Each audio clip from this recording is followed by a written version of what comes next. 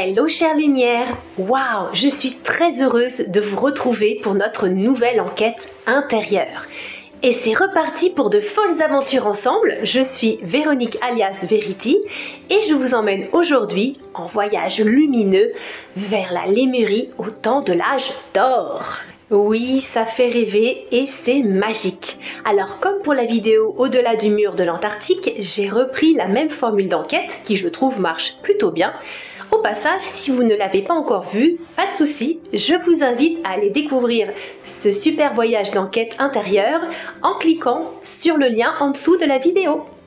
Donc cette formule d'enquête consiste en l'association d'une méditation guidée pour recevoir des images intérieures et ensuite, toujours dans ma bulle de protection divine, de poser des questions sur le thème aux êtres de lumière, du cosmos, des stellaires, intra-terre divin, peu importe, qui accepterait donc de répondre en écriture guidée. Et comme j'ai trouvé que cette combinaison était plutôt intéressante au niveau des résultats, je l'ai de ce fait appliquée de nouveau ici.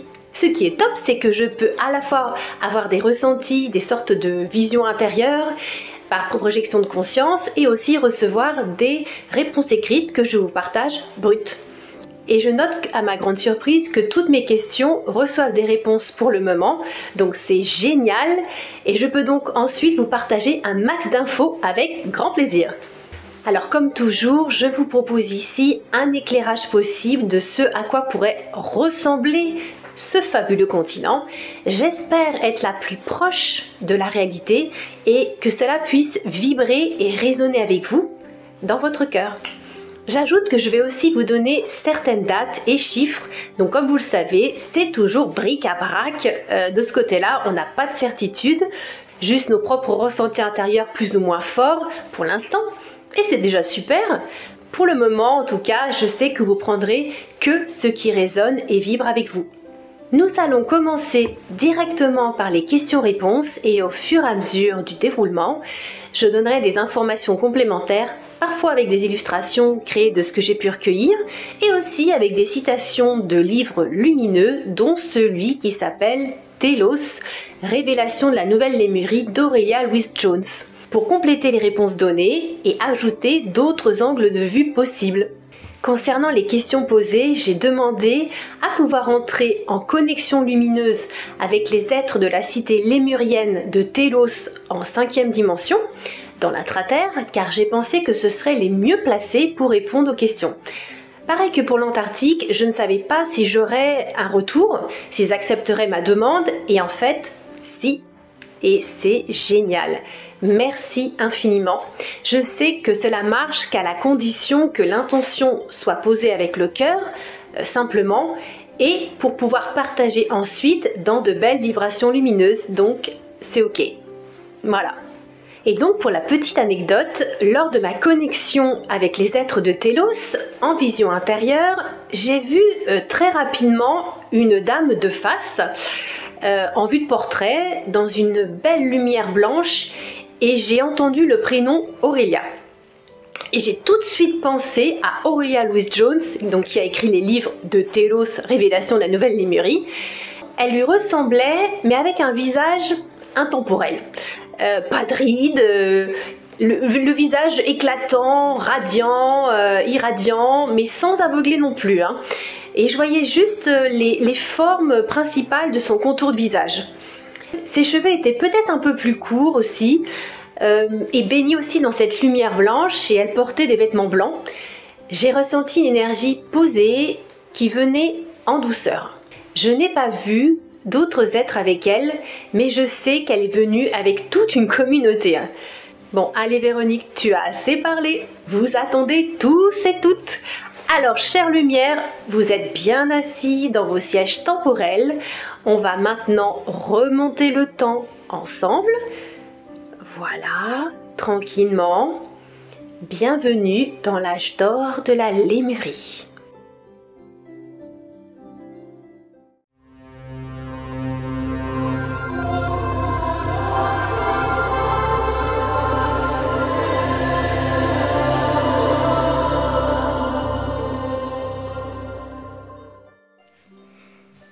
Question numéro 1.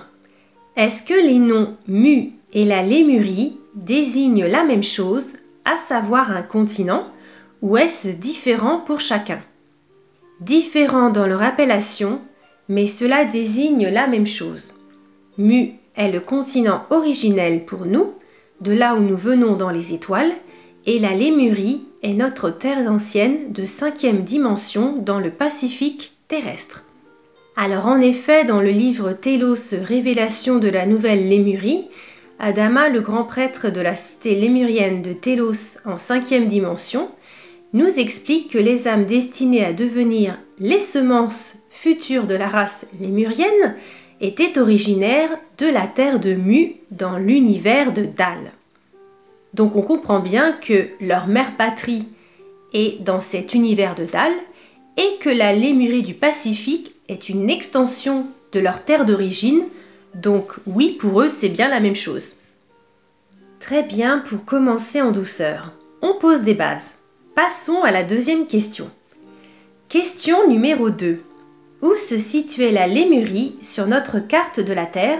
Était-ce dans l'océan Pacifique? Oui ou non? Bon, ils ont déjà commencé à y répondre avant, ils ont toujours un train d'avance. Allez, écoutons la réponse. Oui, et c'était immense, comprenant, comme tu l'as compris, des terres d'Amérique du Nord, du Sud, d'Asie et l'Australie également. Alors, pour essayer de se rendre compte de la taille du continent et de sa localisation géographique, voyons d'abord une carte du colonel James Churchward datant de 1927 de son livre The Books of Golden Age aux éditions Brotherhood of Life, Inc. Donc voyez la taille du continent dessiné. James Churchward dit ceci sur sa localisation dans son livre Mu, le continent perdu. Je découvris que ce continent perdu s'était étendu depuis le nord de Hawaï jusqu'aux îles Fidji d'une part et l'île de Pâques d'autre part. Alors si on prend en compte la réponse que j'ai reçue, il manquerait un petit peu de terre dessinée tout de même, car cela comprendrait en plus l'Australie, un peu d'Amérique du Nord, du Sud aussi, bon pour le Sud je ne sais pas trop, et l'Asie évidemment. Voyons du côté du peuple tamoul maintenant ce qu'ils nous disent à travers leur tradition historique. Ce peuple vit à la fois au Sri Lanka, en Inde, sur l'île Maurice, Singapour et la Malaisie.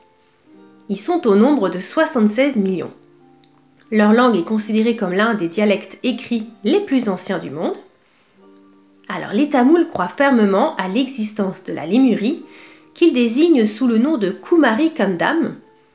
Cependant, selon les images de cartes que nous avons, la localisation de Kumari Kandam serait seulement dans l'océan Indien. Donc ce serait ici, directement raccroché à la pointe de l'Inde, et s'étendrait dans l'océan Indien uniquement. Mais ce qui est intéressant ici, c'est de voir le raccord avec Madagascar et l'Australie également. Je pense que l'Inde tout entière en faisait partie, même si sur cette carte ici, le continent du Kumari Kandam ne commence que sous la pointe de l'Inde. Selon l'histoire de la Genèse tamoule, les Tamouls sont les descendants des anciens rois Pandya qui régnaient sur une portion de terre engloutie par l'océan dans les temps anciens.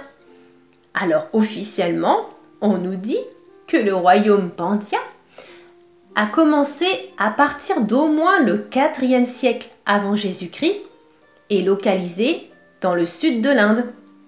Alors évidemment, si ces anciens rois Pandya faisaient partie de ce royaume Kumari Kandam, ça ne colle pas du tout avec les dates qu'on nous donne. Car nous avons un royaume officiellement dans le sud de l'Inde, alors que là, vous voyez, il est censé être dans l'océan Indien. Ça pose la question comme, voyez sur cette photo que je vous ai mis à droite, de ce temple Pandya dédié au dieu hindou Shiva, qui, on se demande comment il a été construit puisqu'il a été taillé dans la roche seulement au 8e siècle après Jésus-Christ. Officiellement toujours, n'est-ce pas? Les Tamouls affirment que la royauté de leurs ancêtres s'étendait sur tout le continent indien.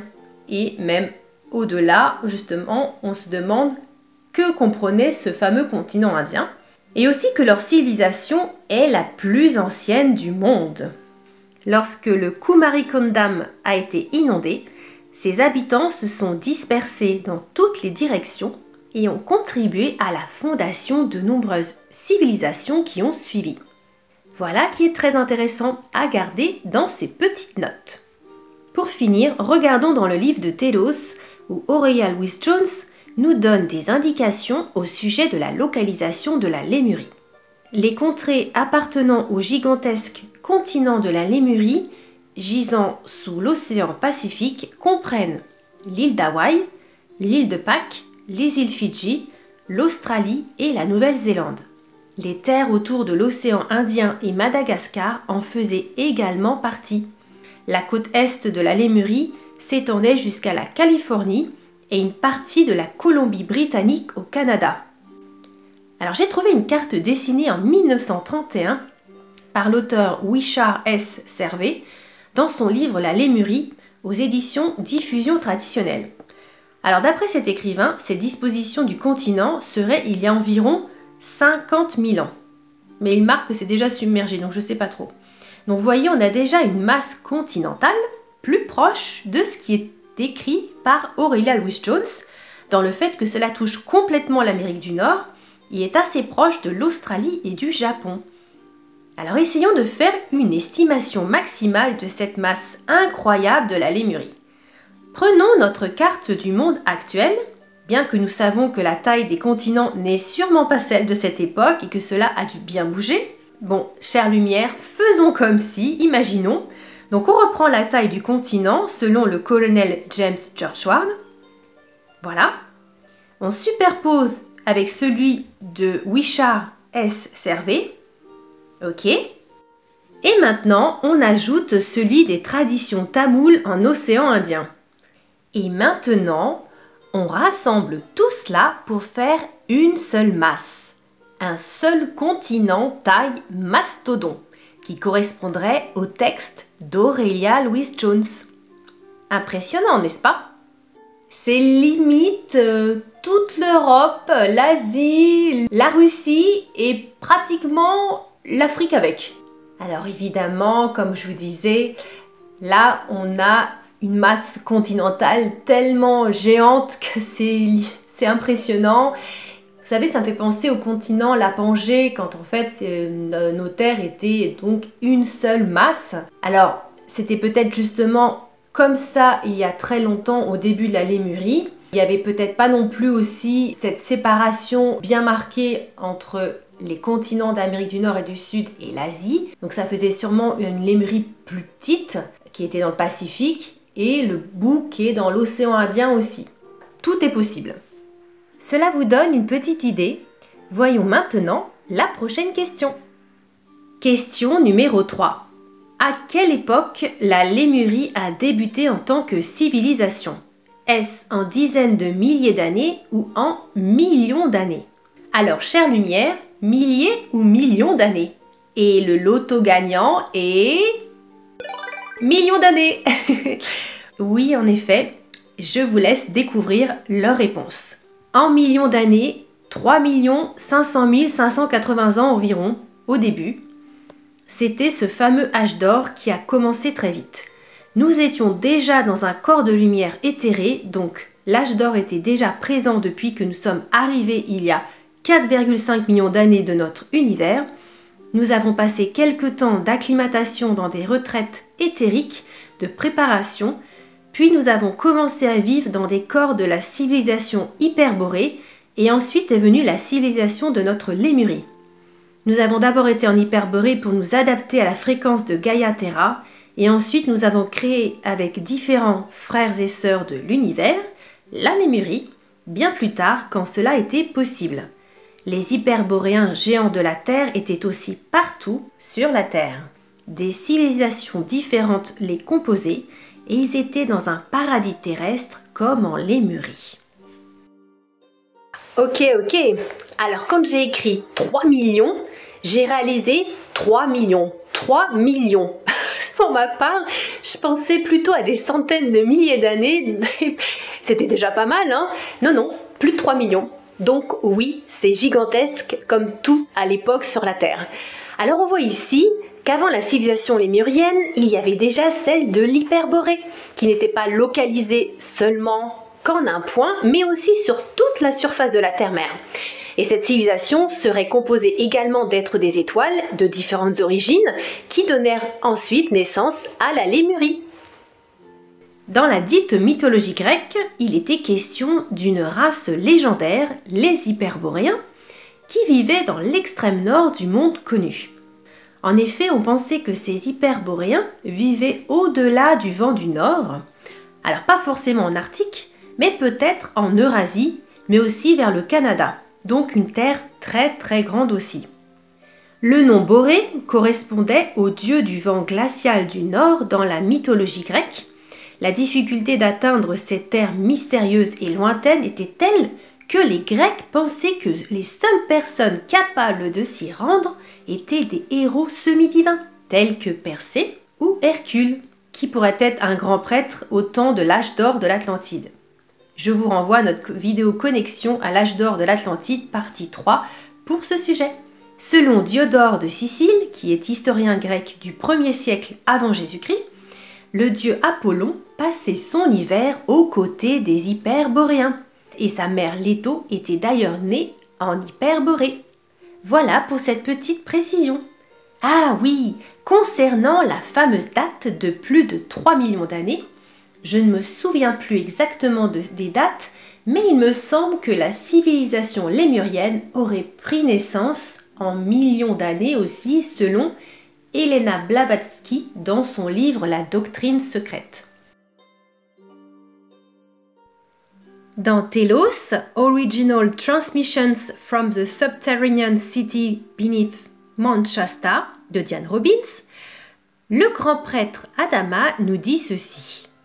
Notre système judiciaire est vieux de plusieurs millions d'années, basé sur le système original des Lémuriens, qui était utilisé lorsque nous vivions à la surface, dans des maisons et des communautés semblables aux vôtres. Nous avons emporté cette forme de démocratie avec nous lorsque nous avons décidé d'aller sous terre il y a 12 000 ans. Alors je ne comprends pas trop pourquoi il y avait un système judiciaire sachant qu'ils étaient en âge d'or. Mystère, petite parenthèse passée. Donc on apprend que leur système judiciaire d'origine aurait donc quelques millions d'années, ce qui matcherait avec la date de début de la civilisation lémurienne donnée en réponse. Chez le colonel James Churchward, l'ancienneté de la Lémurie, c'est plutôt 200 000 ans d'existence. Bon, vous l'aurez compris, c'est très complexe ces histoires de dates, mais je vous donne un point de vue global pour que vous puissiez vous positionner et que l'une de ces indications temporelles puisse peut-être résonner avec vous. Question numéro 4. Dans quelle fréquence vibratoire terrestre a débuté la civilisation? Les Lémuriens étaient-ils déjà dans un état de conscience très avancé avec un corps lumineux? 5e dimension. Le corps vibrait dans de hautes fréquences reliées à la source en permanence. C'était des corps, si on peut dire, éthérés, énergétiques. Le grand prêtre Adama nous dit qu'avant la chute de la conscience, la Terre existait à l'époque dans une réalité de 5e dimension. Question numéro 5. Donc, si oui, au début, les Lémuriens étaient déjà en 5e dimension, est-ce que d'autres civilisations qui habitaient aussi la planète avaient ce même état vibratoire? Par ailleurs, nous savons que le corps de la Terre-mère était en 5e dimension. Pourrions-nous avoir une idée à quel état de conscience dimensionnelle vibrait-elle à l'origine?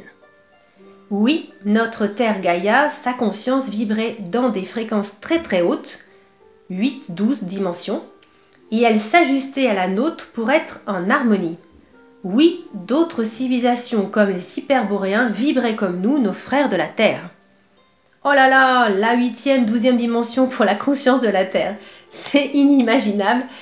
C'est intéressant de noter que sa conscience vibratoire surfait entre ces 4 états de conscience comme un jeu de mouvements ondulatoires.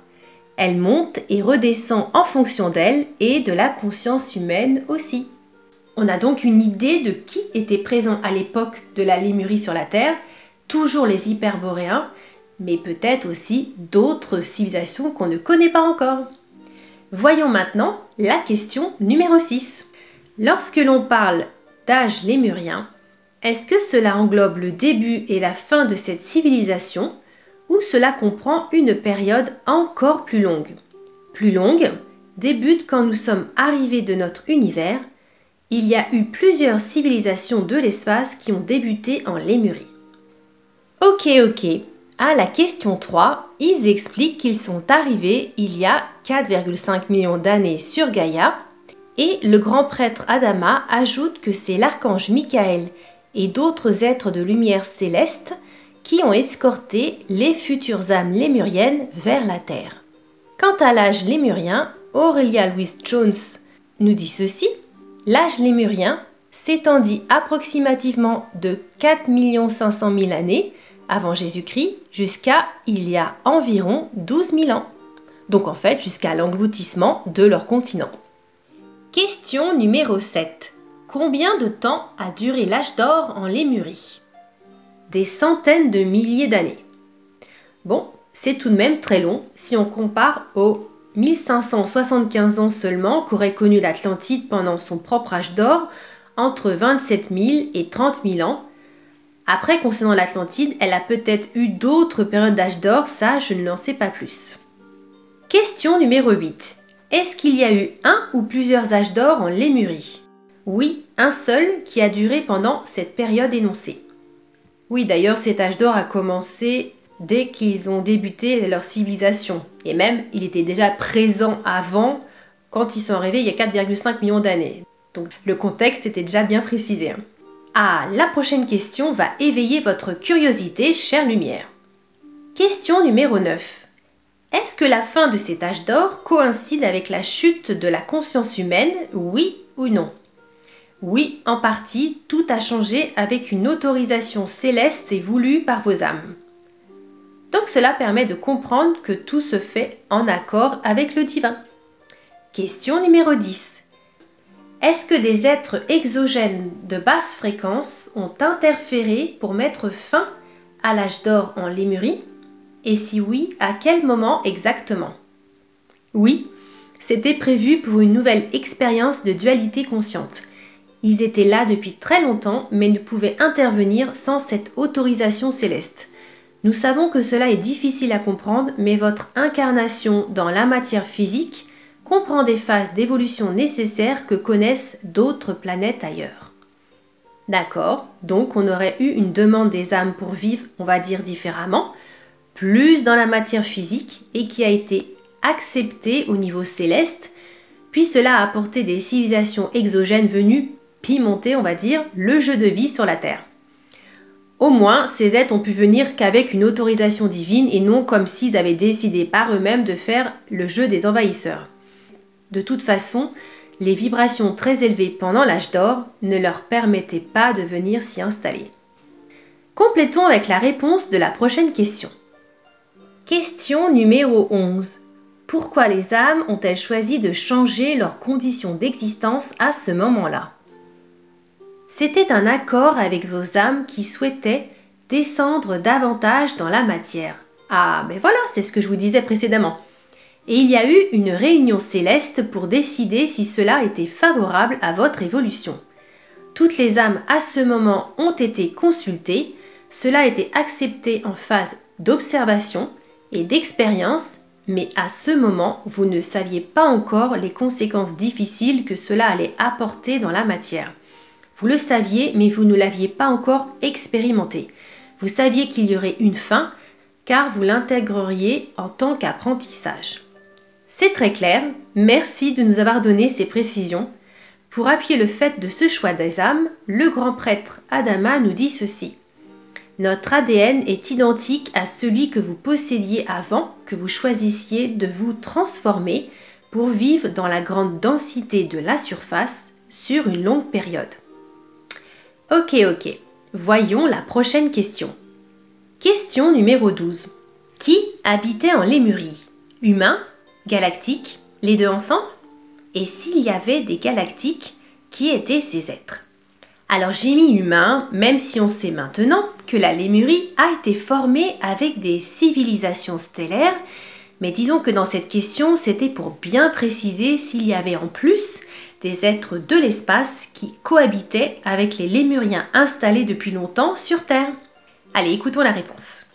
Les deux, Sirius, Andromède, la Lyre, Arcturiens, plus dans des vaisseaux qui venaient lors de réunions spéciales sur les connaissances à acquérir, car nous apprenons tous, même en 5e dimension, cela est infini. Il y avait des réunions dans des temples pour accueillir vos frères et sœurs du cosmos. Très bien. Oui, donc on voit bien que la Lémurie était très visitée. J'ajoute une info d'Aurelia Louise-Jones sur ceux qui composaient la Lémurie. Il y avait aussi des êtres d'Alpha du Centaure, des Pléiades et encore d'autres planètes, mais elle n'a pas dit lesquelles. Question numéro 13. Quel type de population vivait en Lémurie? Des populations à la peau claire? Plutôt avec le teint bronzé comme les Égyptiens? Des populations plus asiatiques? Hindoues? Amérindiennes? Africaines? Incas, Aztèques, Mayas? Ou encore des îles? Alors d'après mon ressenti, je dirais tous les peuples cités ici. Ils ont juste dit ceci en réponse. Les humains à peau claire venaient nous rendre visite d'autres régions du monde. Il y en avait très peu dans notre civilisation. Ils sont partis très tôt peupler d'autres parties du monde, Inde, Égypte, Atlantide. C'est vrai que je ressens plutôt des populations type africaines, indo-asiatiques, amérindiennes ou maoris en Lémurie. Oui, quelque chose comme ça. D'ailleurs, en vision intérieure, à un moment, j'ai vu un groupe de femmes type africaines qui étaient en ligne, les pieds dans l'eau. C'était la mer. Et elles avaient des turbans rouges dans les cheveux et des sortes de robes drapées. Je ne savais pas trop ce qu'elles faisaient, peut-être une purification. Il y avait aussi des personnes type égyptienne au niveau du teint et au niveau de la physionomie des cheveux. Question numéro 14. Quelle était la taille des Lémuriens? Est-ce qu'ils étaient des géants? Alors, chère lumière, qu'en pensez-vous? De taille comme nous? Encore plus grands ou géants? Voyons leur réponse. Grand, entre 3,50 m et 5 m environ. Oui, on peut s'en douter au vu des constructions cyclopéennes qu'ils ont réalisées et dont une partie est encore visible actuellement. D'ailleurs, je me demande si les hyperboréens n'étaient pas encore plus grands. Alors, dans le livre de Telos d'Aurelia Louise-Jones, il est expliqué que la taille initiale des humains de la planète était à peu près de 3,60 m. Les hyperboréens ont conservé cette taille et aucun d'eux ne vit plus à la surface à ce jour. Lorsque la Lémurie sombra, les Lémuriens furent réduits à 2,15 m. Voilà pour cette info complémentaire qui nous permet de comprendre qu'avec la chute de la conscience, les Lémuriens ont perdu en taille aussi. Je vous partage que je ressens intérieurement qu'ils faisaient plus de 3,60 m à l'origine, même si c'est déjà beaucoup. Je ne peux pas vous dire pourquoi, mais c'est ce que je ressens. Alors, à vos propres ressentis respectifs, chère lumière. Et je vous partage également une autre info sur la taille qui s'approche des 5 mètres. L'être ascensionné Mikos de la ville de Kataria, sous la mer Égée, nous explique ceci. Nous sommes tous faits pour être grands, même les gens de la surface mesuraient autrefois en moyenne 4,50 m lorsque la surface était protégée des radiations du soleil par le firmament. Ah, le fameux firmament de cristaux de glace qui entourait la Terre il y a très longtemps et qui lui donnait un climat idéal. Bon, alors voyez pour la taille de nos aînés, on va dire cela, c'est plus proche tout de même de celle que j'ai reçue en réponse. Question numéro 15. Est-ce que la Lémurie était le continent originel sur Terre d'où proviennent toutes les ethnies d'êtres humains ou est-ce qu'il y avait d'autres civilisations mères encore plus anciennes? Encore plus anciennes, nous avons cité les hyperboréens, des êtres aquatiques semi-éthérés qui étaient dans des cités sous-marines. La Lémurie a été un rassemblement d'ethnies d'où sont partis en colonies peupler le monde, mais elle n'était pas la seule. Ok, cela vient appuyer ce qui a été dit plus tôt. C'est intéressant de noter la présence de ces êtres aquatiques semi-éthérés. Je n'ai pas eu plus d'infos sur le moment de la part des êtres de Telos, alors j'ai essayé de voir à quoi ils pourraient ressembler en vision intérieure. J'ai donc dessiné deux êtres. Le premier, le voici. Alors voyez, c'est un être plutôt féminin, je dirais, avec une partie plus hippocampe. La peau est plutôt irisée. Voyez ces veines de lumière qui traversent tout son corps. Derrière elle se trouve la cité où ils vivent. Alors j'ai ressenti que c'était comme des dômes transparents, organiques, comme des membranes de lumière un peu. C'est super joli. Leur cité serait plutôt placée aussi sur des poches énergétiques, comme des portails avec tout un réseau de lignes d'énergie aussi. Et ils ont aussi des vaisseaux allongés, voyez, comme des bulles. Et j'en ai dessiné 3. Et ça, il y a toujours ces petits points de lumière qui les accompagnent. Voilà pour ces premiers êtres aquatiques semi-éthérés. C'est intéressant, il y a un petit côté petite fée lumineuse adorable qui s'en dégage. Qu'en pensez-vous, chère lumière? Passons au deuxième être maintenant, qui m'a beaucoup interpellée par sa fréquence très lumineuse. Le voici. Alors pour son peuple, je ressens qu'ils étaient reliés particulièrement à la Lémurie au temps de l'âge d'or et bien plus tard au peuple Inca. Alors ce serait plutôt des êtres androgynes. Ils ont des pieds contrairement à l'autre être aquatique féminin, mais c'est comme si leurs pieds flottaient, qui ne touchaient pas le sol. C'est un peu quelque chose dans ce style. En tout cas, son énergie est incroyable. Son regard, waouh, j'aime beaucoup. Voilà pour la présentation de ces deux peuples. Sans leur nom, veuillez m'excuser, je ne les ai pas. Alors, maintenant, passons à la prochaine question. Question numéro 16. Quel était le climat en Lémurie? Tropical, avec de grandes montagnes comme à Tahiti? Tropical, agréable toute l'année. Vous aimiez ces températures idéales. C'est d'ailleurs ce climat que vous voulez retrouver. Oui, Tahiti est l'une des dernières îles de la Lémurie, avec l'île de Pâques, des îles japonaises aussi. Donc, âge d'or égale climat idéal, paysage idéal, mer et montagne, tout est aligné, normal. Ah, oui, je sais, chère lumière. Allez, next question. Question numéro 17. Quel type de végétation était en Lémurie? Est-ce qu'il y avait des fleurs et des plantes particulières que l'on n'a plus actuellement, comme les arbres géants, des forêts primaires par exemple? Immense, très dense, luxuriante et colorée, nourrissante pour nous. Oui, pour vos arbres géants, nos amis et frères de la Terre. Des fleurs comme des fleurs de monoï, des iris orangés qui diffusaient une musique du cœur avec la terre. Oui, les fleurs chantent, les arbres chantent. Nous écoutions leurs concerts, c'était des moments merveilleux. Il n'y avait pas de plantes carnivores, elles ont été créées après la chute de la conscience par des êtres qui venaient expérimenter différentes créations biologiques pour voir comment cela cohabiterait ensemble. C'est magnifique, imaginez des concerts de fleurs et d'arbres. On a déjà des appareils qui sont capables de transcrire leur son en musique, mais là, c'était encore d'une autre teneur vibratoire, cela devait être extraordinaire. Intéressant la partie sur les plantes carnivores. Cela prend son sens dans un paradis terrestre, les plantes carnivores n'ont pas vraiment lieu d'être. Alors en méditation guidée, au niveau de la végétation, j'étais encore dans le ciel en mode oiseau et au début je ne voyais que des arbres à perte de vue. J'avançais au niveau de cette végétation, il n'y avait que ça, des forêts vierges primaires immenses. C'était très vert, il y avait beaucoup de fleurs aussi. Le paysage était parfois monté comme des terrasses superposées. Et vous savez, comme dans les rizières au Vietnam, un petit peu cette idée-là. L'eau était aussi très importante, il y avait plein de lacs aménagés et aussi de grandes cascades. Ah oui, donc la végétation était plus grande que la nôtre. Et à un moment, je vois un paysage avec des espèces de champignons géants en forme de boule. Et quand je dis géant, c'est plusieurs mètres du haut et des arbres circulaires aussi, très allongés. Et tout cela dans des tons pastels colorés, jaunes et roses.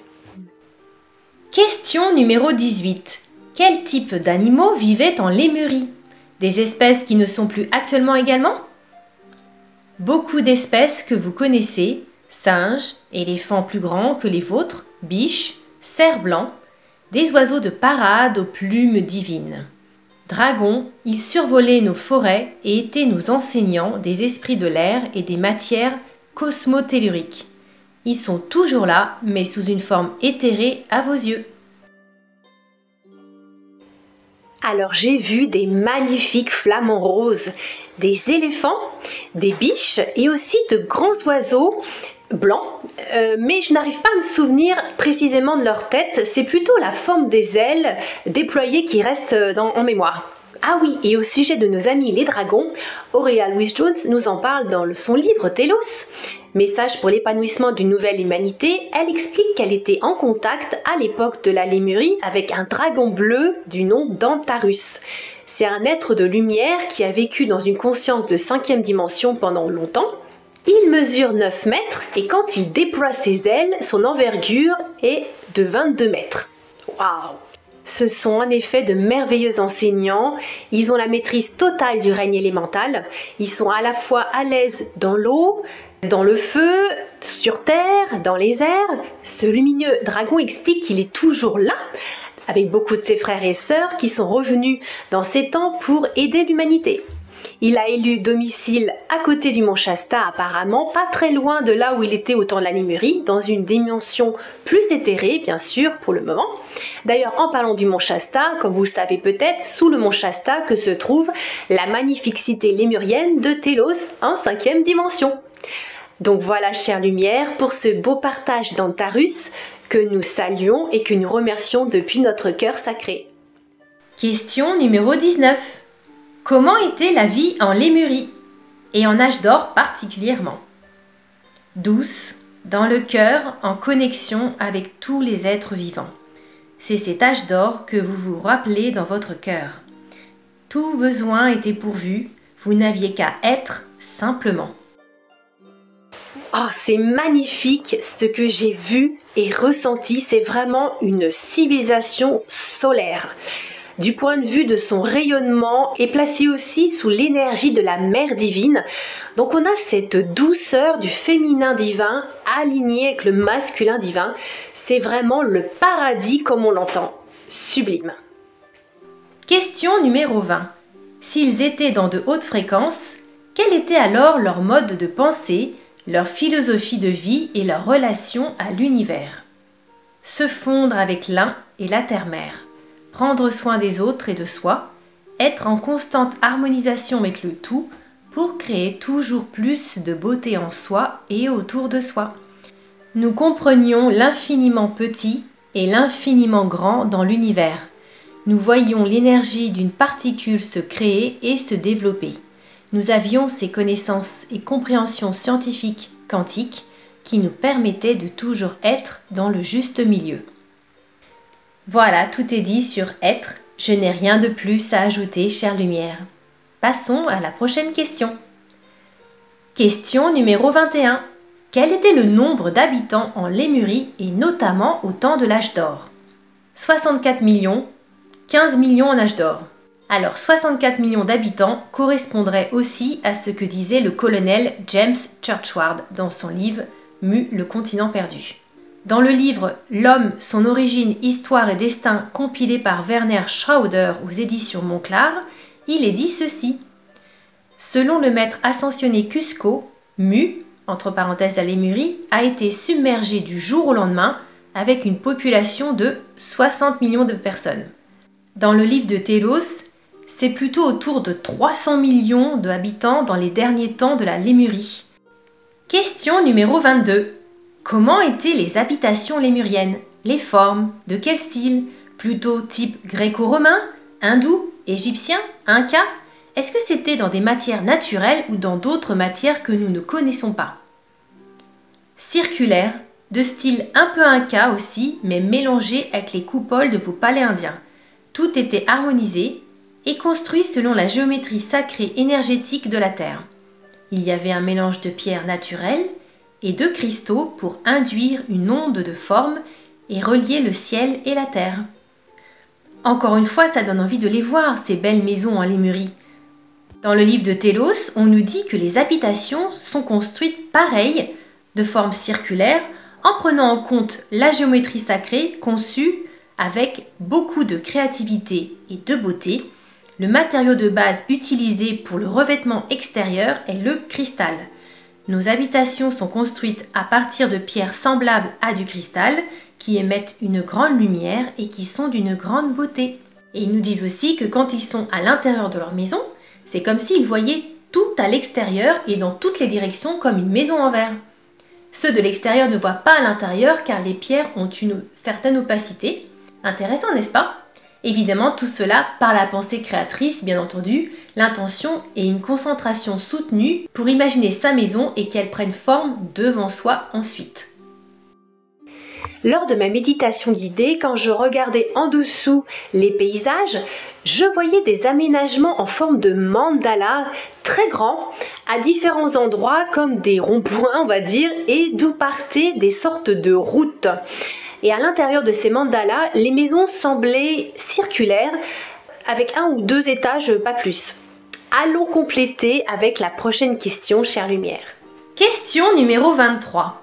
Leur maison était-elle construite comme nous, à savoir avec un lieu de réunion comme le salon, la cuisine, les chambres, une salle de bain et WC par exemple, ou c'était encore différent?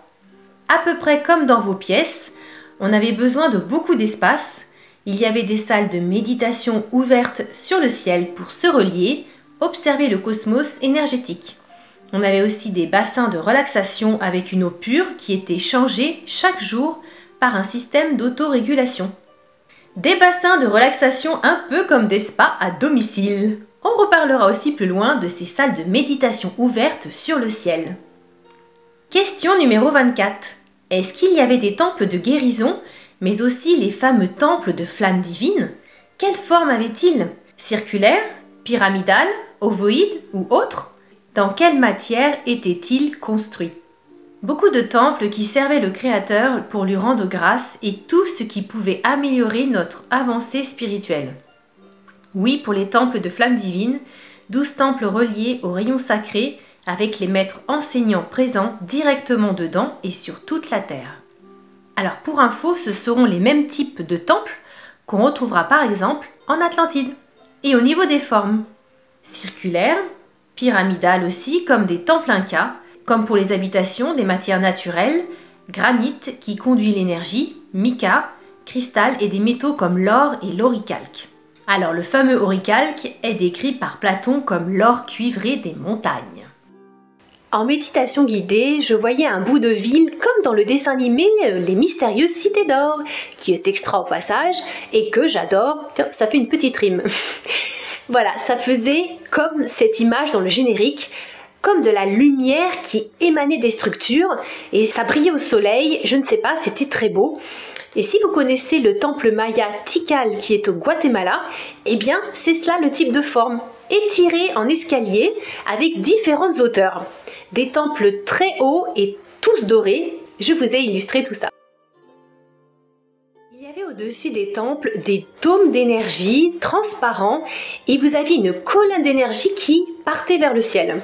Et au milieu du continent, il y avait aussi une pyramide dorée géante, immense à degrés, avec des sortes de terrasses aménagées et pareil, le dôme d'énergie et la colonne de lumière qui monte vers le ciel. J'ai ressenti que c'était un lieu de rassemblement spirituel très important pour les Lémuriens. Il y avait aussi des tours avec des dômes. J'en ai vu installés dans les forêts primaires et dans les cités, il y avait de grandes constructions type palais indien pour les coupoles en or et aussi un peu comme la structure du Kremlin avec ses coupoles tournées colorées en fait. Et pour terminer, il y avait des montagnes très hautes avec des structures creusées dedans avec des coupoles aussi. Oui, ce sont des constructions vraiment magnifiques. Et maintenant, chère lumière, à votre avis, comment s'habillaient nos amis lémuriens? C'est l'objet de la prochaine question. Question numéro 25. Comment étaient habillés les lémuriens? Avec des vêtements simples, fonctionnels, en matière naturelle, comme le lin, le chanvre ou le coton par exemple, avec très peu de couleurs, et les cheveux au naturel, ou alors vêtus avec des habits plus sophistiqués, colorés, décoratifs, des matières comme la soie par exemple, et aussi avec le port de bijoux, du maquillage, des coiffures plus travaillées?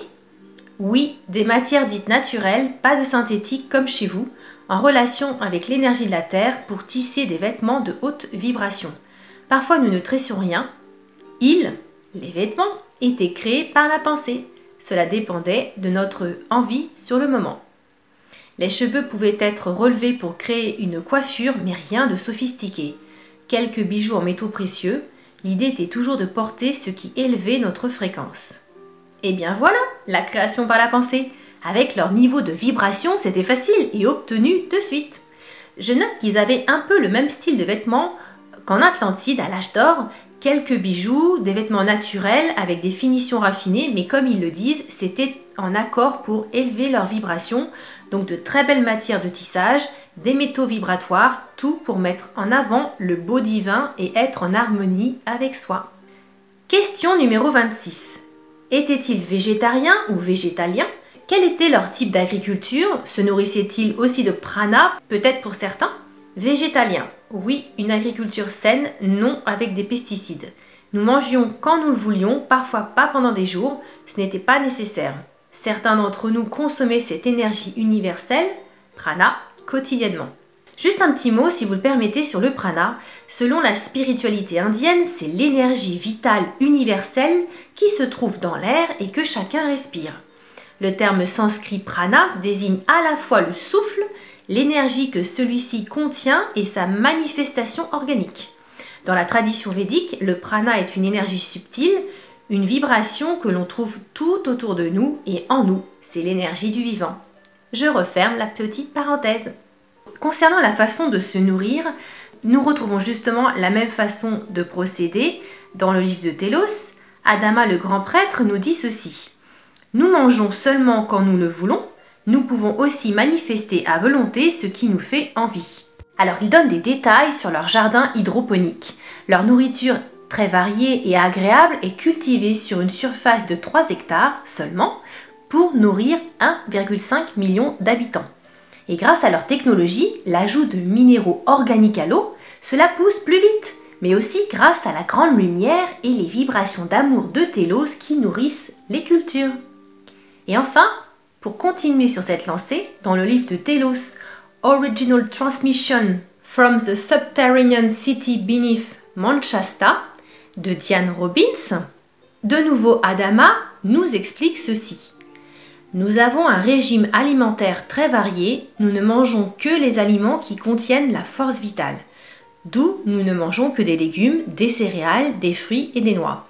Toute viande est interdite. Une fois que la nourriture est cultivée, elle est ensuite acheminée vers notre centre de distribution où tout le monde vient chercher ses provisions. Nous ne congelons pas les aliments comme c'est le cas à la surface. Toute notre nourriture est consommée fraîche car c'est ainsi que tous les nutriments sont consommés. Chaque jour, les gens viennent chercher leur nourriture pour la journée. Il est plus facile pour nous de faire nos courses tous les jours. Voilà, chère lumière, pour vous donner une idée à Télos de comment ils consomment leur alimentation et de leur éthique de vie en 5e dimension et qui peut vous donner une idée à cette époque d'âge d'or lémurien. Je ne sais pas s'ils avaient le même type de système quand ils étaient sur leur continent. Peut-être qu'ils ont apporté depuis certaines améliorations, des modifications, ce qui est fort probable. Très bien, chère lumière. Continuons avec les 4 prochaines questions qui concernent les colonies de la Lémurie. Question numéro 27. La Lémurie aurait eu des colonies sur d'autres continents, notamment l'Atlantide? Oui ou non? Était-ce pendant l'âge d'or ou cela a commencé plus tard? Oui, et pas qu'en Atlantide. L'Atlantide était la colonie la plus importante. Non, un peu après l'âge d'or qui a pris fin, l'idée était de poursuivre le développement spirituel en Atlantide. Question numéro 28. Donc si oui, la Lémurie aurait eu des colonies sur d'autres continents, pourriez-vous citer quelques noms de colonies et combien y en avait-il? 5 colonies dans le monde. L'Atlantide, l'Inde. Alors pour l'Inde, j'ai noté l'Empire de Rama, le Tibet, l'Amérique centrale sud, l'Afrique. Alors je voulais compléter sur le fameux Empire de Rama. Il me semble que pour cet empire, cela s'est créé beaucoup plus tard après l'âge d'or, mais je n'ai pas d'infos temporelles dessus. Selon le colonel James Churchward, l'empire de Rama aurait été fondé par les Nagas ou Nakal, arrivés en Inde en provenance de Birmanie et anciennement originaires de la patrie de l'Est, la Lémurie. Les Nakal étaient une confrérie religieuse envoyée de la mère patrie, le continent mu, aux colonies pour enseigner les écritures saintes, la religion et les sciences, toujours selon James Churchward. Disons que c'étaient des êtres hautement évolués, des maîtres de sagesse. Ils s'installèrent sur le plateau du Décan et établirent leur capitale sur l'emplacement de l'actuelle ville du centre de l'Inde, Nagpur. Leur empire semble s'être étendu ensuite sur toute l'Inde du Nord et avoir englobé les cités d'Harappa, Mohenjo-Daro, Kot Diji, c'est le Pakistan actuel, Lothal, Kalibanga, Mathura et peut-être d'autres cités telles que Bénarès, Ayodhya et Pataliputra. Ces cités étaient dirigées par ces Nagas, constituant les enseignants de la fameuse civilisation de Rama. On les appelle aujourd'hui les rois prêtres de la civilisation de l'Indus et on a retrouvé un certain nombre de statues de ces dieux. Alors un petit mot sur l'être Rama. Rama serait le 7e avatar du dieu hindou Vishnu. Le père de Rama est le roi Dasarata, un prince de la race solaire. Tiens, intéressant, le solaire est toujours là. Et la mère de Rama est la reine Kaushalya. Rama est né à la fin du 2e âge ou Treta Yuga, qui correspondrait à l'âge d'argent, et il est venu au monde spécifiquement à la demande des dieux pour s'occuper du redoutable démon à plusieurs têtes, Ravana, le roi de Lanka, le Sri Lanka moderne. Quant à la durée de l'empire de Rama, les textes sanscrits du Mahabharata et du Ramayana soulignent que ce serait apparemment contemporain des grandes cultures occidentales atlantes et osiriennes. Et donc une petite info sur la culture osirienne qui se serait épanouie autour de la Méditerranée vers 15 000 ans. Voilà pour ces quelques mots sur l'empire de Rama. Passons à la prochaine question, chère Lumière. Question numéro 29. Quel était le rôle de ces colonies ? Créer un prolongement de la Lémurie et diversifier leur culture spirituelle et physique. S'imprégner de l'énergie du lieu où elles étaient pour créer des merveilles. C'est magnifique et a tout son sens. Question numéro 30. Ces colonies étaient aussi des empires hautement spirituels ? Oui, toutes. Aucune n'avait un développement en retard, dirions-nous, car elles bénéficiaient des enseignements de notre Lémurie. Question numéro 31.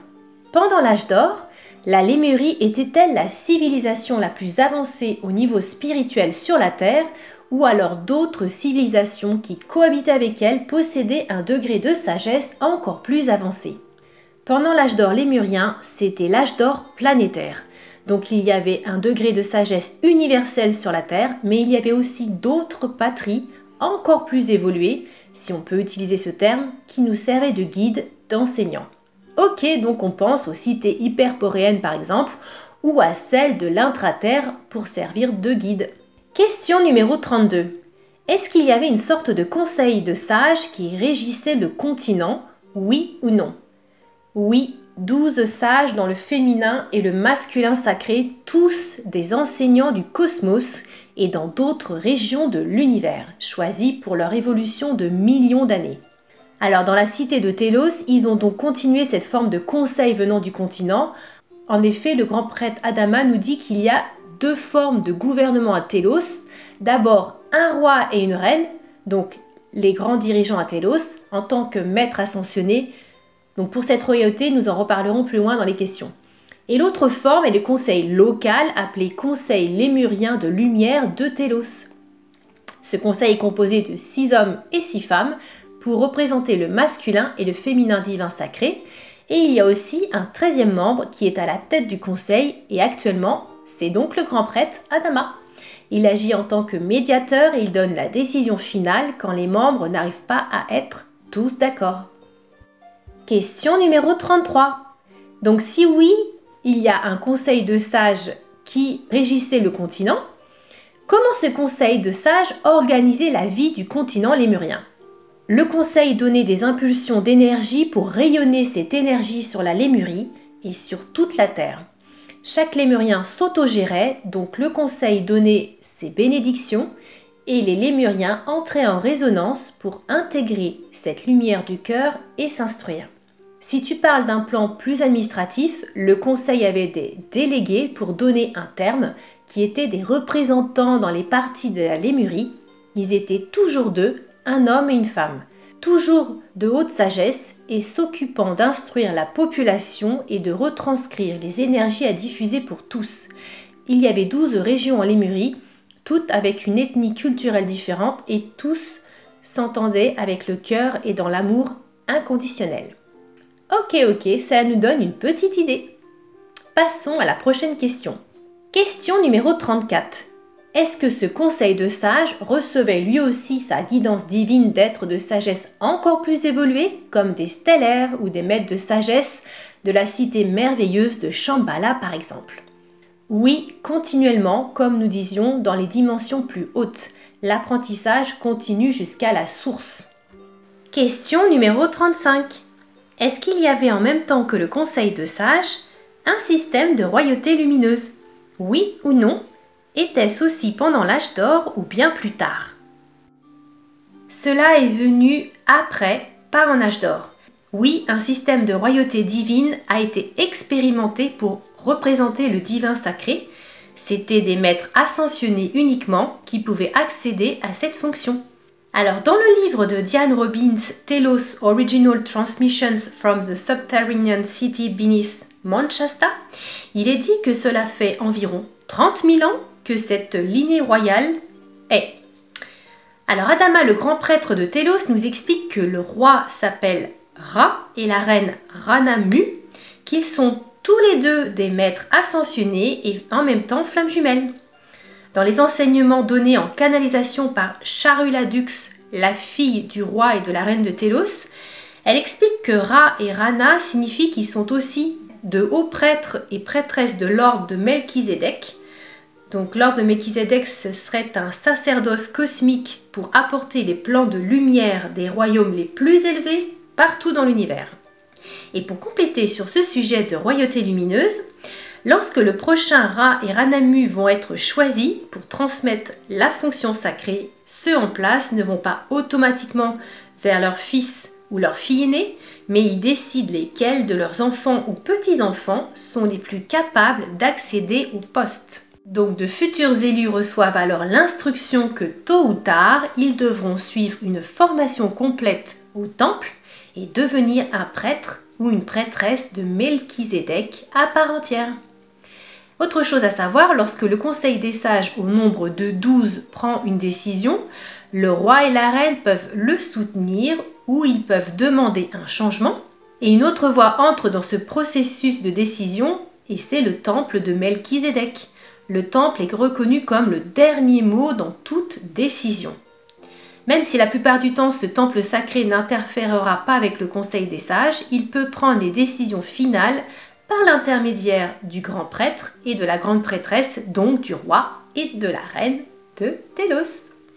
Voilà pour ces petites informations sur la manière dont ils procèdent dans la cité lémurienne de Telos en 5e dimension. Question numéro 36. Quel était le niveau technologique de la Lémurie? Est-ce qu'ils utilisaient l'énergie solaire, la science des cristaux ou les deux en même temps? Et peut-être une autre source d'énergie que nous ne connaissons pas encore? Les deux. L'énergie solaire était et est notre source divine de chaque instant. C'est par elle que nous absorbons le prana et que les codes de lumière de notre Père-Mère divin sont intégrés. Donc oui, notre énergie technologique passait par l'énergie solaire au début et nous avons incorporé la science des cristaux bien plus tard sous un aspect plus sophistiqué.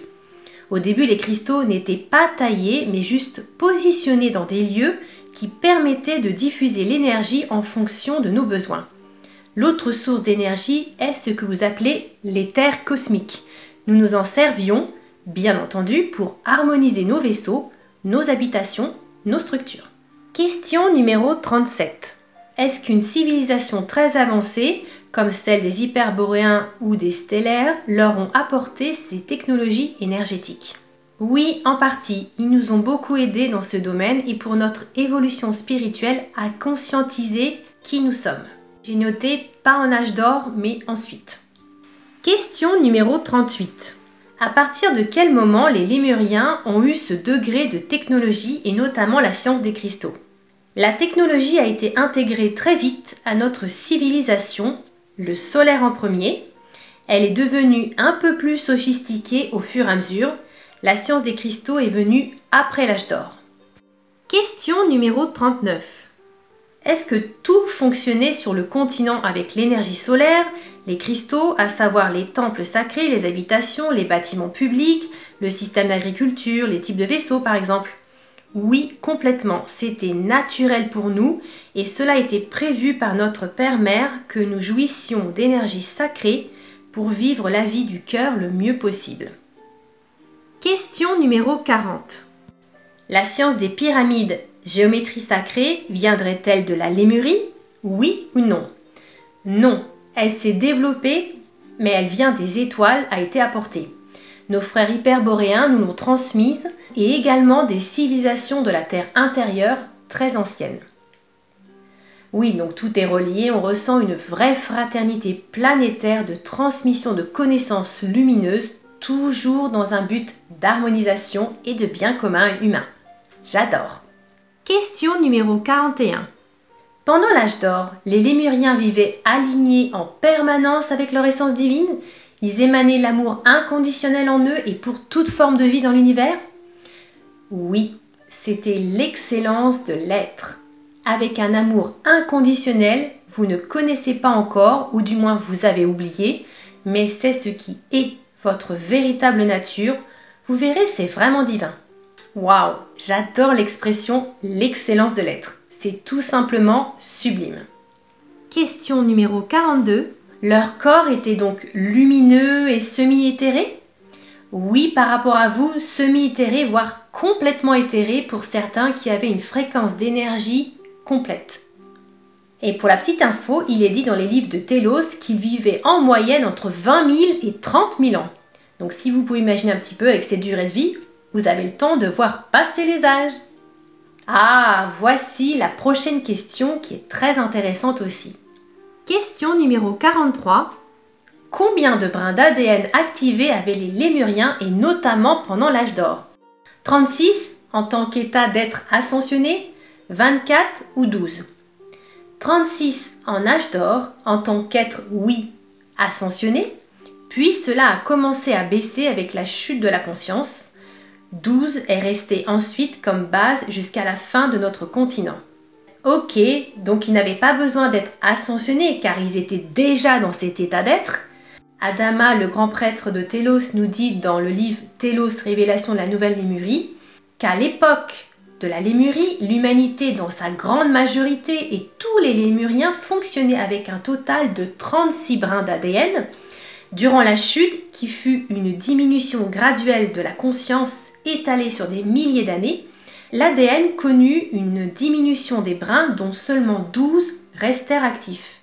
Avec l'anéantissement des deux continents de la Lémurie et de l'Atlantide, 10 brins de plus furent désactivés. Alors ce serait donc l'explication derrière l'apparition du fameux voile qu'il appelle la transformation de votre ADN. Bon, la super nouvelle, c'est qu'en 5e dimension, on retrouve tous nos brins d'ADN et nous y allons, chère lumière, vers ce monde de lumière divine. Question numéro 44. Vivaient-ils avec leurs flammes jumelles pendant cet âge d'or particulièrement? Oui, vous aimiez cette complémentarité des deux parties de vous. C'était naturel et normal d'être avec son double divin ou sa flamme jumelle, cela dépend du terme que vous utilisez. Pendant l'âge d'or, tous les êtres vivaient avec leurs flammes, sauf ceux qui avaient fait le choix d'expérimenter une vie seule, mais ils n'étaient jamais seuls car à l'intérieur, il y avait leur double. Alors en méditation intérieure, j'ai vu un couple qui était face à face, ils avaient leurs fronts collés l'un à l'autre et leurs mains posées comme ceci avec la personne d'en face, comme dans le dessin que je vous montre ici. Et en fait, ils communiquaient en connexion divine, comme cela. C'était une expérience sacrée magnifique. Question numéro 45. Voyageaient-ils dans l'espace avec l'aide de vaisseaux ou principalement par des portails énergétiques présents sur la Terre? Les deux. On avait des vaisseaux et on utilisait aussi les portails car cela était parfois plus facile pour se déplacer. Alors concernant les portails, il y aurait beaucoup à dire, c'est vrai. De ce que j'ai vu en vision intérieure, il y avait beaucoup d'arches, de portails très grands, de style aztèque, maya, c'était très bien sculpté, toujours avec une forme arrondie plus ou moins élancée. Et à un moment, je vois un alignement de piliers sculptés dans un espace de paysage avec des figurines, vous savez, ça fait un peu type Toltec. Il y avait une arche portail, je dirais, sur une estrade avec des arbres fleuris type fleurs de cerisier qui étaient tout autour. Et c'était dans les tons roses, c'était magnifique. Alors ce qui est drôle, c'est que dans le générique des Mystérieuses Cités d'Or, notre dessin animé favori, vous avez une image de piliers alignés. Voilà, c'est cette image et c'est exactement ça, avec des sculptures dessus en plus. C'est vraiment étrange d'avoir pu dire mais oui, c'est comme dans le dessin animé. Enfin, une petite anecdote. J'ajoute une belle explication sur les portails du grand prêtre Adama. Il dit ceci: les portails et les entrées sont la manière dont Dieu ou l'énergie source se dissémine à travers toute la création. Question numéro 46. Les Lémuriens étaient donc aussi en contact avec l'intraterre et notamment la cité de Shambhala. Se rendaient-ils visite souvent pour discuter de l'évolution de la Terre? Notre cité de lumière d'enseignement dit de Shambhala était là où nous nous rendions pour discuter de l'évolution en effet de la Terre. Nous retrouvions des parties de nous déjà là-bas. Ah, la cité de Shambhala, ce sera le sujet d'une future enquête intérieure à venir, chère lumière. Et pour vous donner une idée, la cité de Shambhala vibrerait à l'heure actuelle dans une fréquence de 5, 6 et 7e dimension d'après le grand prêtre Adama. Il y a quelque chose à souligner quand ils disent qu'ils retrouvaient des parties d'eux-mêmes et sûrement plus hautes, oui en effet, puisque nous sommes des êtres multidimensionnels, donc on a des parties de nous dans d'autres dimensions lumineuses. Question numéro 47. Avec quels autres peuples dans l'intraterre avaient-ils des contacts? Cités galactiques hyperboréennes, arthuriens, sauriens, des royaumes de fées, beaucoup en fait. Alors justement en intraterre, il existe les réseaux du nom d'Agartha, composés d'environ 120 cités de lumière et une grande partie de ces cités seraient hyperboréennes. Il y aurait aussi 4 cités lémuriennes, dont celle que vous connaissez s'appelle Télos, 2 cités atlantes dont une s'appelle Poside, sous le plateau du Mato Grosso au Brésil. Je vous avais parlé dans ma dernière vidéo d'enquête intérieure au-delà du mur de l'Antarctique de 2 autres cités intraterres qui sont ouïghours, et il y a aussi la cité de Rama en Inde. Et oui, cela fait encore du beau monde en intraterre. En tout, plus de 25 millions d'êtres pour les 120 cités de lumière. Chère lumière, voici notre dernière question. Question numéro 48. Avec quels êtres stellaires étaient-ils en contact? Participaient-ils à des réunions galactiques? Oui, cela arrivait, la Lémurie était un starport pour beaucoup de civilisations de l'univers, car ce degré de civilisation spirituelle attirait beaucoup de galactiques de différents univers qui venaient découvrir, se présenter, passer des séjours et ramener ces connaissances chez eux. Il y avait aussi des êtres de très haute fréquence qui se matérialisaient directement pour transmettre certains messages, des êtres à peau dorée, presque immatériels, fluides, solaires, des êtres qui régissent des planètes, des systèmes solaires, des principes féminins, masculins qui ont leurs directives directement de la source, des règnes angéliques, archanges également. Quand il y avait des réunions, vous ne pouvez imaginer combien nous étions des milliers, car les réunions concernaient la structure de vie de tout un univers. Alors quand on sait déjà que la Lémurie était complètement composée de civilisations galactiques, on peut un petit peu imaginer les réunions stellaires géantes qui se tenaient. En tout cas, des êtres à la peau dorée solaire, c'est tout simplement merveilleux. Je trouve cela génial qu'il existe ces êtres dans des fréquences tellement hautes, c'est fantastique. Les êtres qui régissent des planètes, je crois qu'on les appelle les logos planétaires. Vous avez par exemple le seigneur Sanat Kumara, qui est le logo de la planète Vénus. Voilà, chère lumière, pour ce petit tour des 50 questions tout de même. Oui, j'ai presque doublé par rapport à celle du voyage en Antarctique, et la bonne nouvelle, c'est que ce n'est pas encore fini. Mais oui, il y a toujours de nouvelles surprises lumineuses quand vous voyagez avec moi. Je vais maintenant vous partager les 2 rencontres que j'ai pu avoir lors de ma méditation guidée, et bien sûr avec des illustrations pour vous donner une petite idée et faire connaissance avec l'énergie divine des Lémuriens. Alors la première rencontre, c'était lorsque j'ai posé les pieds sur le sable du continent lémurien, et au passage, le sable est pur, avec des reflets jaunes très clairs, et il brille aussi, donc c'est magnifique. Et donc j'ai vu arriver au loin un homme et une femme, et alors c'est comme s'ils flottaient, c'est un peu étonnant, et de type andin, amérindien, un peu dans ce style. Je n'ai pas vu leur visage clairement, je n'avais que les contours. Voici un dessin pour vous les présenter. Alors vous voyez des coiffures très simples, les cheveux le long des épaules, des boucles d'oreilles et des sortes de robes blanches drapées. Alors j'ai vu aussi cette magnifique parure en éventail qui est fixée derrière le dos de la dame. C'est très très beau, cela symbolise ce rayonnement. Et ce qui est intéressant, c'est qu'ils savaient que j'allais venir et c'est pour cela qu'ils sont venus m'accueillir. En tout cas, leur énergie est magnifique, on sent cet amour divin qui émane d'eux, cette lumière. Je vous laisse quelques instants pour ressentir leur merveilleuse énergie.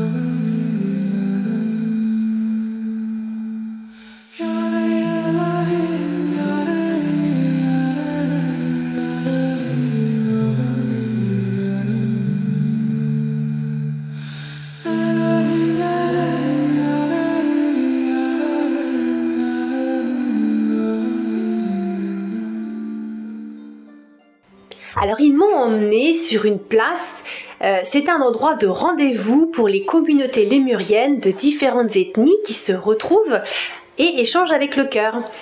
Il y avait beaucoup d'arbres, des enfants communiquaient télépathiquement avec les arbres et j'ai entendu aussi de ces rires d'enfants, c'était hyper agréable, très paisible.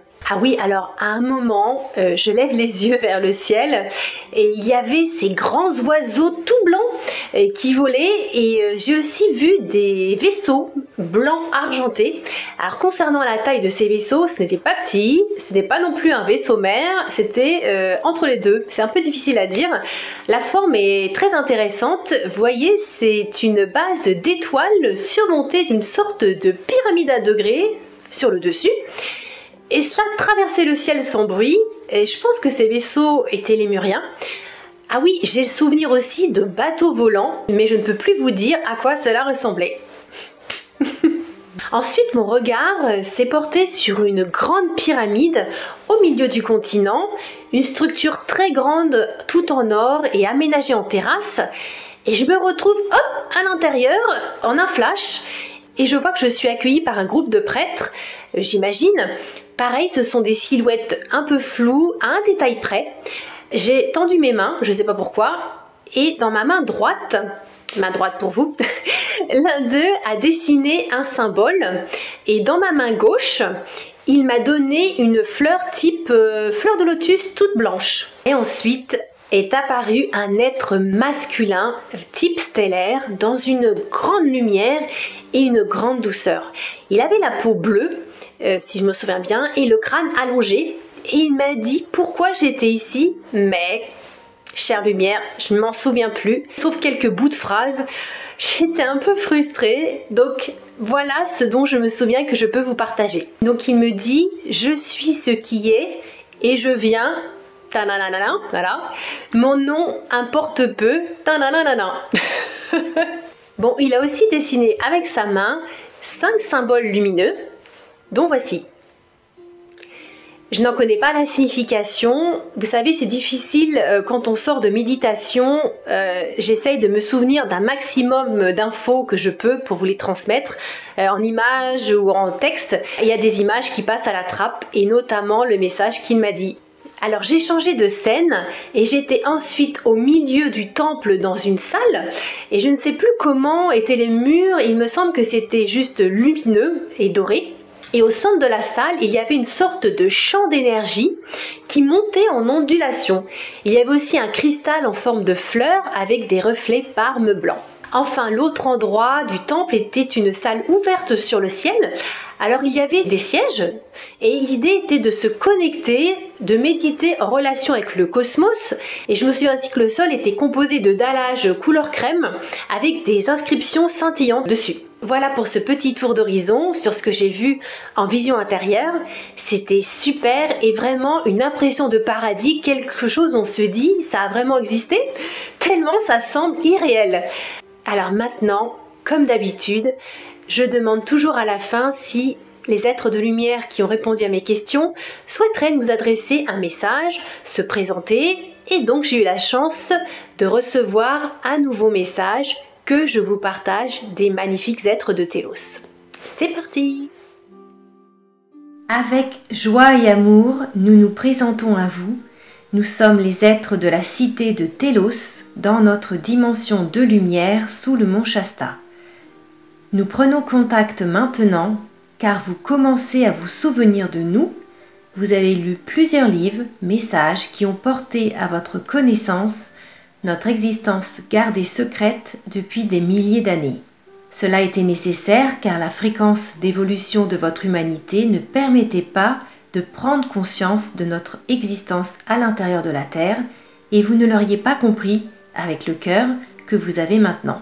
Que nous sommes heureux de pouvoir transmettre un message de nouveau à vos cœurs pour nous relier ensemble et vibrer dans de hautes sphères. Nous savons que cela a été très long, cette reconnexion pour vous. Nous avons attendu patiemment car nous sommes prêts depuis très longtemps de notre côté. Nous avons commencé depuis des années à sortir de notre cité pour se fondre parmi vous en toute discrétion et juger de l'évolution de votre conscience à accepter nos présences. Nous avons aussi œuvré pour continuer de délivrer une masse d'énergie divine afin d'atténuer les lourdeurs et souffrances du cœur qui vous ont attristés et mis dans des états de détresse depuis très longtemps. Nous avons entretenu la flamme d'énergie de la planète à votre place, pour le moment, jusqu'à ce que vous puissiez le faire à votre tour en toute conscience. Nous pouvons vous dire que vous touchez à la fin de ce long chemin parcouru qui vous a demandé beaucoup d'efforts et d'adaptation. Vous allez comprendre le pourquoi de tous ces efforts lors de votre reconnexion totale avec votre être. Il y a des changements colossaux sur votre planète actuellement. Une partie est encore cachée à vos yeux, car ce n'est pas nécessaire que vous le voyiez.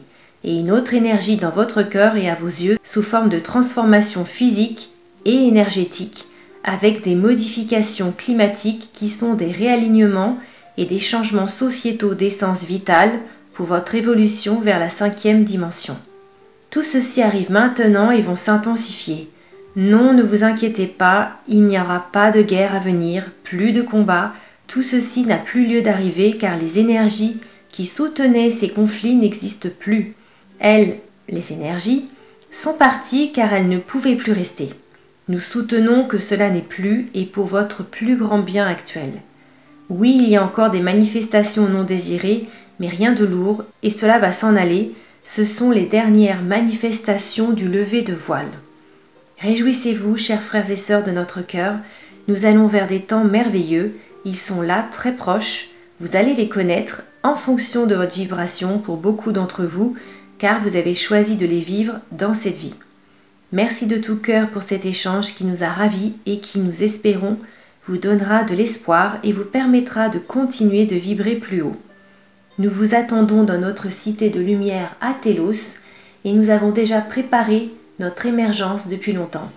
C'est une question de temps parfait qui doit ouvrir notre réunion ensemble et cela c'est notre Père-Mère qui le choisit en fonction de vous et de ce que vous pouvez intégrer et accepter. Nous vous saluons dans le cœur et nous chérissons ce moment ensemble. Voici pour ce premier message des êtres de la cité de Télos en 5e dimension et j'ai noté le mot merci qui se dit en lémurien Meio.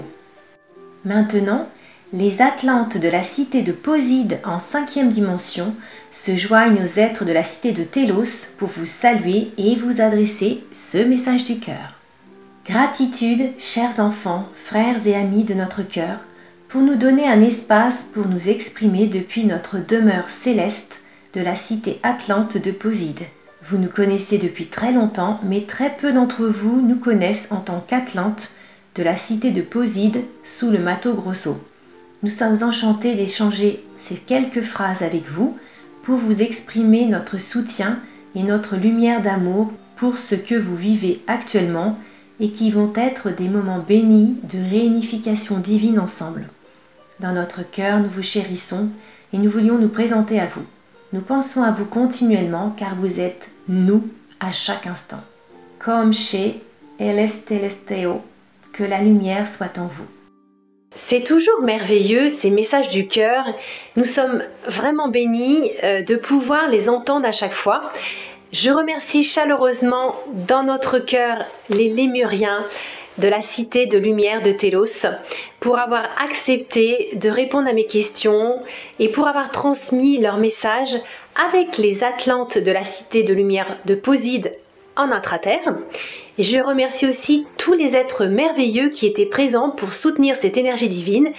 Et je vous remercie, chère lumière, pour avoir visionné de nouveau cette nouvelle enquête intérieure. J'espère de nouveau que cela vous a apporté beaucoup de lumière et a pu vous donner aussi un éclairage aux questions que vous posiez peut-être sur ce magnifique continent lémurien. C'est toujours l'aventure mystérieuse et lumineuse, je dirais, quand je découvre les réponses aux questions. Waouh, c'est super! Et bien voilà, chère lumière, nous arrivons à la fin de cette merveilleuse enquête intérieure. Encore un grand merci pour vos présences. Alors si vous souhaitez liker, partager ou commenter, avec grand plaisir, je serai ravie de lire vos retours et vos partages de ressentis, comme d'habitude. Je vous dis à très bientôt pour une nouvelle enquête divine et je vous enverrai aussi incessamment sous peu 3 propositions et vous pourrez me dire quel thème vous souhaiteriez que je fasse en premier en enquête intérieure. Voilà, chère lumière, encore merci. Salutations divines à tous.